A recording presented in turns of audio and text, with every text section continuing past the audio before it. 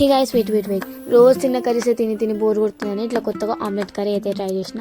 So దీనికి ఏం కావాలంటే ఆనియన్స్, చిల్లీస్, కొరియాండర్ అండ్ పుదీనా. సో దీంతో పాటు 2 eggs కావాలి.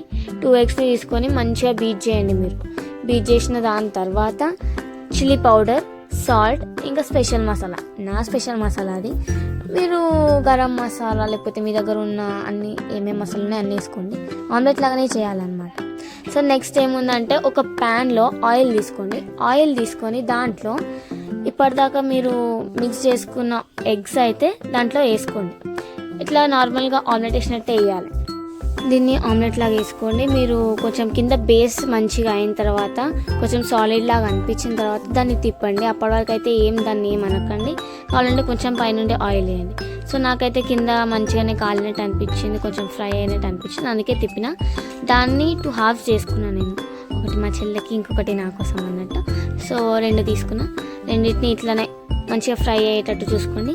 దాని తర్వాత మంచిగా అనిపించిన తర్వాత వేరే ఇంకొక ప్లేట్లో తీసుకోండి. అదే సేమ్ ప్యాన్లో మీరు ఇంకొంచెం ఆయిల్ వేసుకొని మీకు ఎంత కన్వీనియంట్ ఉంటుందో అంత వేసుకున్న తర్వాత ఆనియన్స్ వేసుకోండి. మంచిగా ఫ్రై అయ్యేటట్టు వేసుకోండి. నేనైతే ఒక ఆనియన్ తీసుకున్నా, మీడియం సైజ్ ఆనియన్.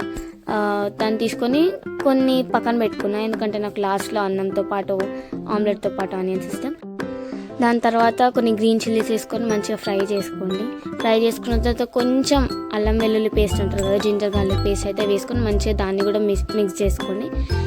దాని తర్వాత కొంచెం కారం, ఉప్పు, మళ్ళీ నా మసాలా, నా స్పెషల్ మసాలా వేసుకొని మంచిగా కలుపుకున్నా, మిక్స్ చేసుకొని దాని తర్వాత కొంచెం వాటర్ వేసుకోండి. ఎందుకంటే కొంచెం కర్రీలాగా ఉండాలి, ఫ్రైలాగా కాకుండా. మీరు కొంచెం టేస్ట్ చేసుకోండి, మీకు ఏ తక్కువ అయితే తీసుకోండి. నాకైతే కొంచెం సాల్ట్ తక్కువ అనిపించింది, నేనైతే సాల్ట్ వేసిన.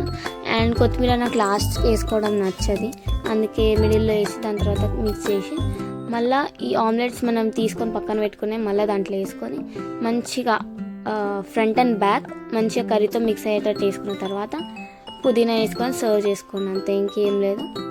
ఇంతే అండి, సింపుల్ రెసిపీ అయితే రెడీ. నా ఛానల్ మాత్రం సబ్స్క్రైబ్ చేసుకోవడం అస్సలు మర్చిపోకండి. లైక్